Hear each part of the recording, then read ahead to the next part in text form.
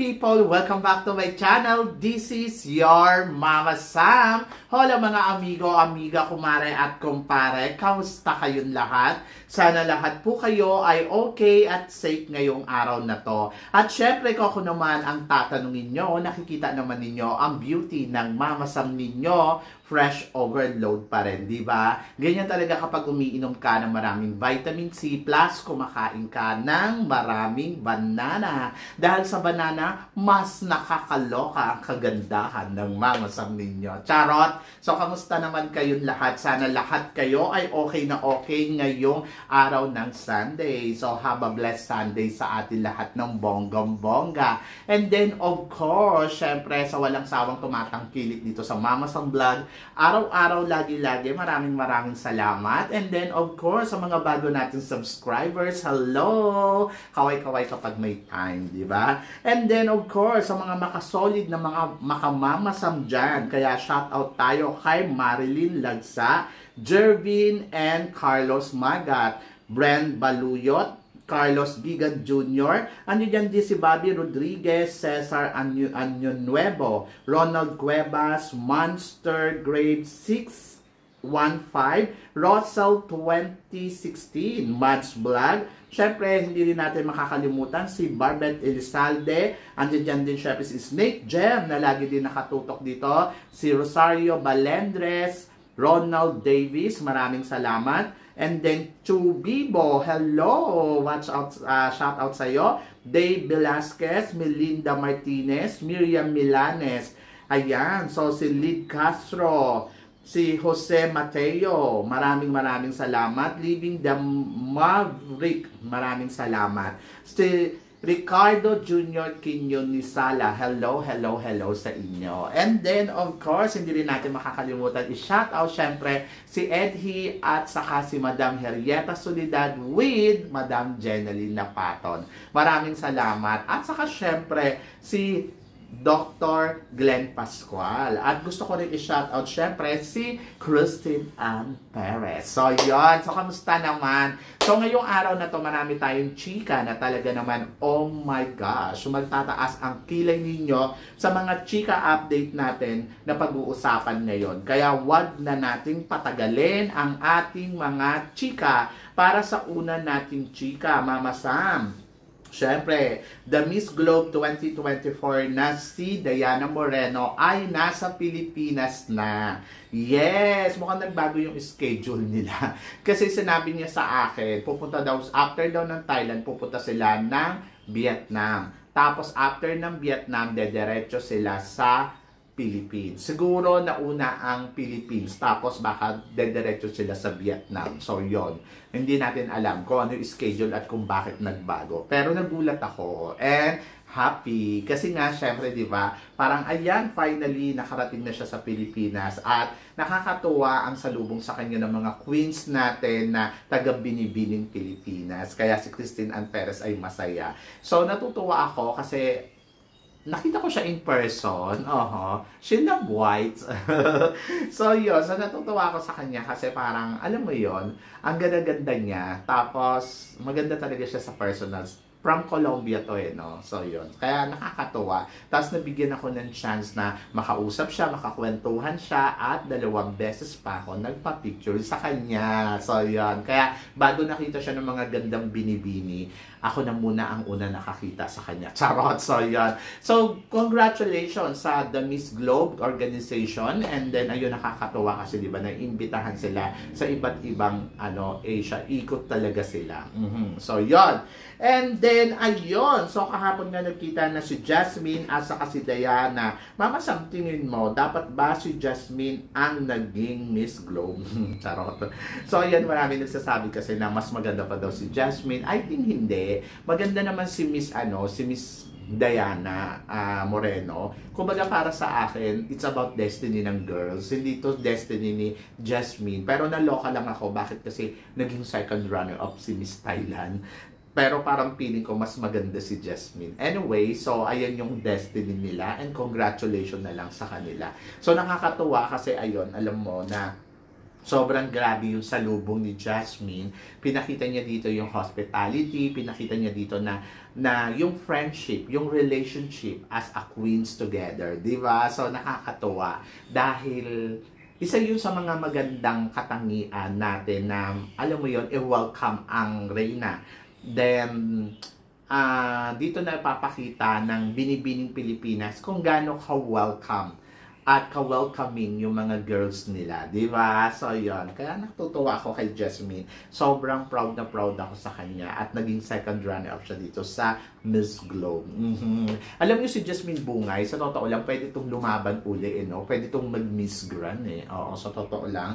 Yung beauty na meron siya. Parang maala Maricar Tolosa siya, no? Kung titignan mo. Pero, sabi ko nga, yung eksena nito sa, sa Miss Globe ay kabog na kabog at nakakatuwa kasi nag back to back second runner up tayo kasi last time din, di ba, si nag second runner up din, kaya happy ako, good luck. So yan, nakakaloka. Anyway, so ang gandang Globe ay talagang kakaiba din.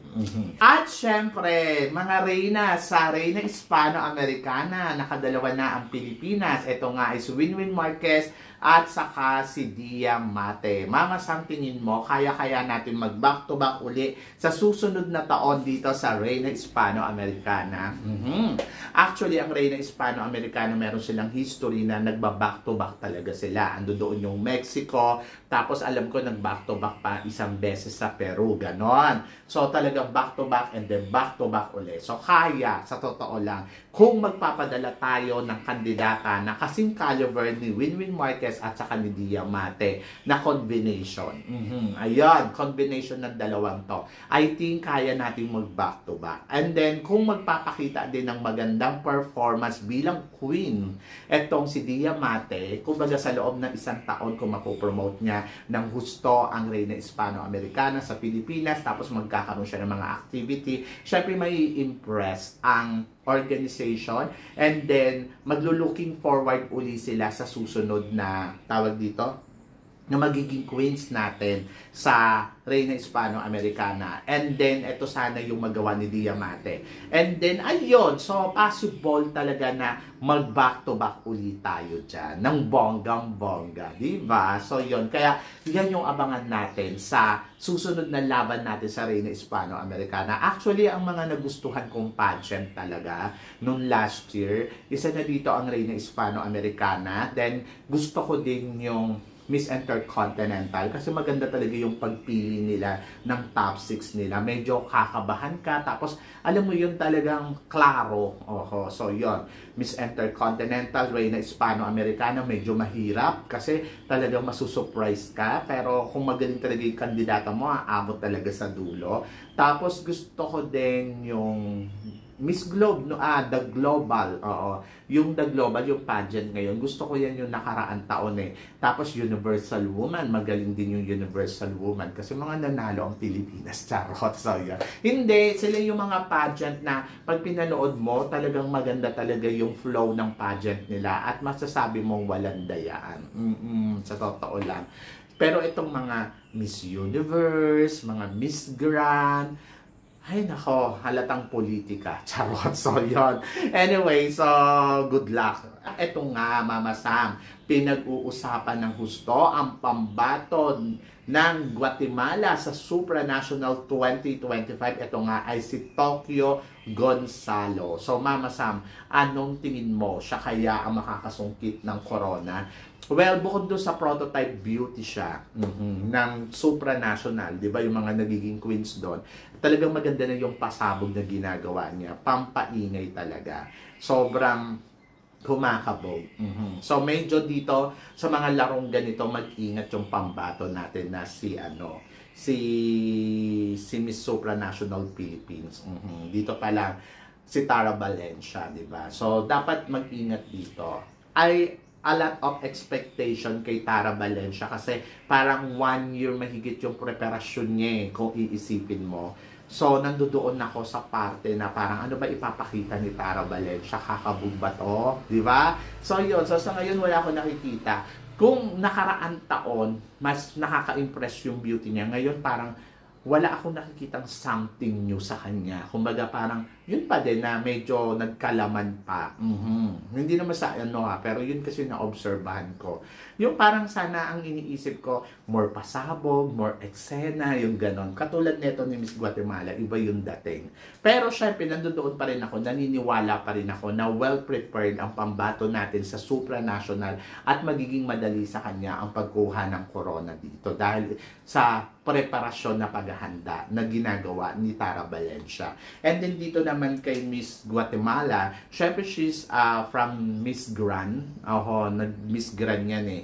So, nandoon ako sa part na, syempre, alam niya kung paano magpapaandar, kung paano magpapasabog. In fairness sa mga Miss Grand Beauty, alam nila yung eksena, kung ano ang gagawin. And then plus may nanalo na supranational galing sa Miss Grand. Ayun, nakakatulong din yun. Kaya tignan natin. Pero isa siya sa mga nakikita kong malakas na kandidata ngayon at isa siya sa mga parang pwedeng maging banta dito kay Tara Valencia. So, si Tara Valencia, you have to be prepared at mag-ingat ka sa mga magiging kalaban mo. Huwag pa easy-easy. Diba? So, yun. Good luck.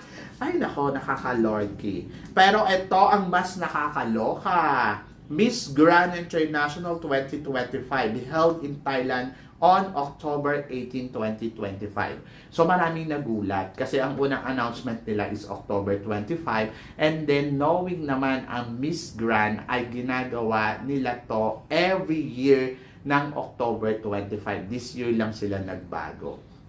So, nothing impossible. Kung ano naman yung gusto nila, yun na may masusunod di ba? Siguro dahil na-move nila to dahil sa magigiveaway sila doon sa Miss Universe kasi ang Miss Universe dito din gagawin. Hindi ko lang alam kung i-move nga ng Miss Universe yung pecha nila pero parang feeling ko tutulong kasi sila sa Miss Universe at kailangan nila ng pahinga. So, kaya minove nila yung pageant nila ng 18. Hindi ko lang alam kung mababawasan ba ng araw o i-move din nila yung start ng competition. Pwedeng magsimula to ng last week ng September, mga ganon. So, hindi ko alam. Pero nandoon ako sa part na medyo ang pakiramdam ko kaya sila nag-move dahil magigiveaway sila dito sa Miss Universe dahil parang feeling ko tutulong nga din sila ng bonggang-bongga. So, yun yung abangan natin kung ano magiging eksena ni Mr. Nawat dyan. So, nakakaloka. Alam na ninyo. Charot! At para naman sa sumunod na chika, speaking of Miss Grand, Mama Sam, eto, CJ Opiasa, kinakabog daw ng todo-todo ang Miss Grand Queen. Ang first runner-up na si Miss Philippines. So ako para sa akin, oo nga no, minsan nagkakataon pag naglabas si Queen Grand, maglalabas din si CJ. So napapansin ko 'yan. Pero ako para sa akin kay CJ, ang ginagawa niya is to be continue being first runner-up sa Miss Grand. In fairness kay CJ, ang gusto ko kay CJ, kahit first runner-up lang siya, she felt na she is a Miss Grand Queen. And she showed to us na she's ready. Di ba? Nakakaloka. She's always ready no matter what happen. Ganon. Kahit ganawa nyo lang akong first runner-up, I will continue my journey as a Miss Supranational Queen first runner-up. Ganon. Ganon yung nakikita ko sa paandar ni CJ na ginagawa niya yung part niya as a first runner-up ng Supranational. Kung sakasakaling maduthrone tong pero syempre hindi na mangyayari yon si Miss India. Kumbaga parang ang gusto niya ipakita dito na I'm ready to replace. Ganon. I'm always ready.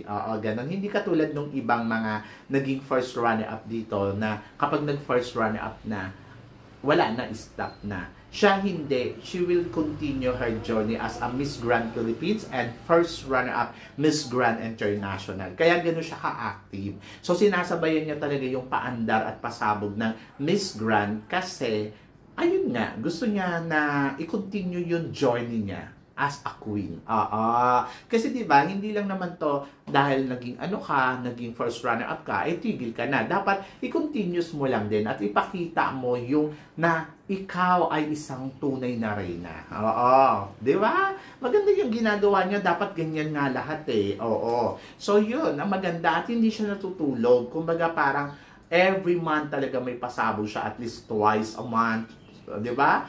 Ayun, ganon. Bilang Miss Grand Philippines. So yun yung nakikita ko. And she continued the noise ng Miss Grand para sa atin.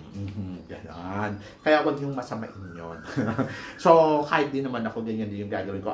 May ganito ka, sige magpaparapples din ako ng bonggang-bongga. Ganon. Kung kay Miss Grand buo, whole body, sa kanya naman half lang. Ganon. So, yun ang bongga kaya ni CJ Opiasa. Kaya sana yung susunod sa kanya, bongga din. So, para naman sa sumunod natin, chika, sila kaya ang magtapat sa dulo ng competition. At isa Manalo, Yana Aduana at Chelsea Fernandez. Anong chika natin dito? Well, ang chika natin dyan, bongga. So, sinong gusto ninyo sa kanilang tatlo? Ayun ang tanong ko sa inyo. Pero syempre, ako para sa akin, syempre, mga queens kasi sila. Yung kumbaga, Chelsea Manalo is a binibining Pilipinas Globe. Oo. And then, Yana Aduana is a Miss Earth. And then, of course, Atisa Manalo, she's a Miss International Queen. O, di ba? Kumbaga, parang lahat sila may eksena. Maloka ka dyan kapag wala silang ginagawa at hindi sila nakakasabay sa pagpapaandar. So, yun yung ginagawa nila. Kaya, ganyan sila ka-active at ganyan sila kaingay. So, ako para sa akin, lahat naman sila ay potential. Pero, I will choose siguro ipadala sa Miss Universe. I think it's Atisa Manalo. Kasi si Atisa Manalo, in fairness, sa kanilang tatlo, si Atisa yung pwede mong sabihin na dapat maging Miss Universe Philippines na siya. Kasi Atisa is a big name. Atisa is Atisa. Hindi siya basta-basta lang na Atisa Manalo. Kumbaga mataas yung, iba yung level ng tingin sa kanya. Kumbaga parang pwede mo na siyang ihantulad talaga with Michelle D, Catriona Gray, Pia Wurtzbach, ganun ganun yung name ng isang Atisa Manalo. Kahit na natalo siya sa Miss Cosmo, pero sa mga poster ng pag sinabi, pack with Atisa Manalo. So ako para sa akin, talagang dapat talaga na maging Miss Universe Philippines siya. Pero syempre hindi natin alam kung anong magiging destiny niya dito sa Miss Universe Philippines. Hindi ko alam kung siya na nga ba ang susungkit ng corona. Pero nandun ako sa part na lahat naman sila ay possible. Kahit si Yana Aduana medyo nakakatakot din kasi she's a complete package. May body, beauty, and brain. Pero sabi ko nga, mas nakikita ko sa kanya kasi yung galawang pang Miss Grand. Sa totoo lang, iisa yung nakikita ko sa kanya, Miss Grand talaga. Pero kasi since na nandito siya, so I hope so na mapanalo niya rin to. And then si Chelsea Fernandez naman, of course, I always love Chelsea Fernandez kasi isa din to sa mga hinangaan natin na queens na iba din talaga ang kalibre nito. At alam mo, may ibubuga din. Kaya don't underestimate her level kasi magaling din talaga to anytime. So, nasa destiny na lang talaga nila yan kung sino ang kokoronahan ngayong taon na to. Kung nasa kanila ba o wala. Pero ikaw ang tatanungin ko, kung sa kanilang tatlo, sino ang pipiliin mo? So, comment below!